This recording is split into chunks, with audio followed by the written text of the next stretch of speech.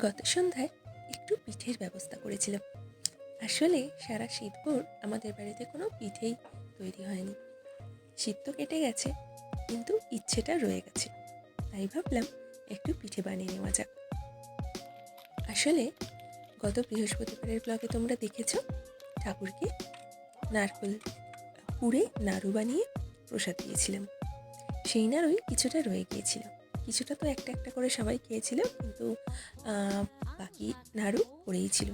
তাই ওই নাড়ুগুলোকেই হাত দিয়ে মিহি করে নিয়ে ঝুড়ো করে নিয়ে ওইটাই পুর হিসাবে ব্যবহার করে দিয়েছি। অতএব আমাকে নতুন করে পুর তৈরি করতেই হয়নি। যাই হোক, একটুখানি ওই চালগুড়ি মেখে নিয়ে ডো তৈরি করে আর যেরকম পিঠে তৈরি করতে হয় সেইভাবে করে নিলাম, দেখতেই পাচ্ছ।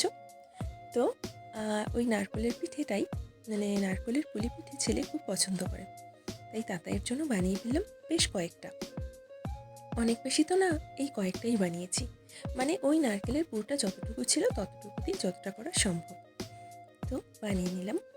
আর ও এই পুলি পিঠেটা খুব ভালোবাসে, পিঠের মধ্যেই পুলি পিঠেটাই সবচেয়ে বেশি ভালোবাসে।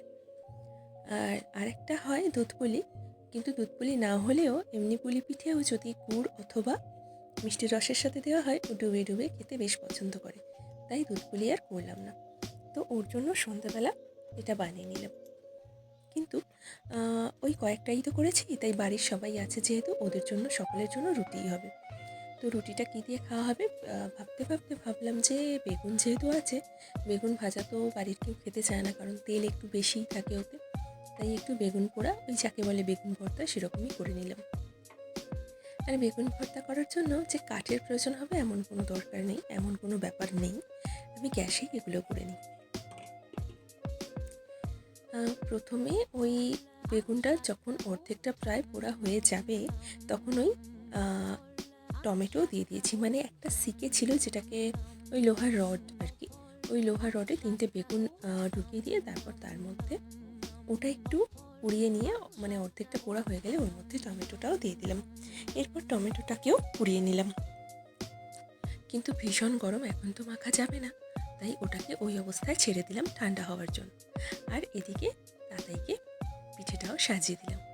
আর তোমরা এই যে থালাটা দেখছো, এই প্লেটটা কচি কলা পাতা টাইপস, এই প্লেটটা আমি গত আগের মেলাতে নিয়েছিলাম, এই মেলাতে না, শিবরাত্রি স্পেশাল মেলাতে না, সরস্বতী পুজো স্পেশাল মেলাতে আমি এটা ওর জন্য নিয়েছিলাম। ওকে কতটা খুশি হলো দেখতেই পেলে তোমরা নিজেরাই।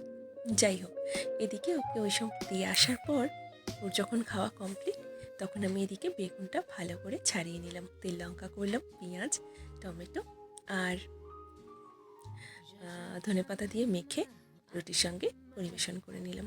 চলো আজকের মতো এখানেই ভিডিওটা শেষ করি, আবারও নতুন গল্প নিয়ে ফিরে আসবো পরে কখনো। সবাই ভীষণ ভালো থেকো, আজকের মতো টাটা।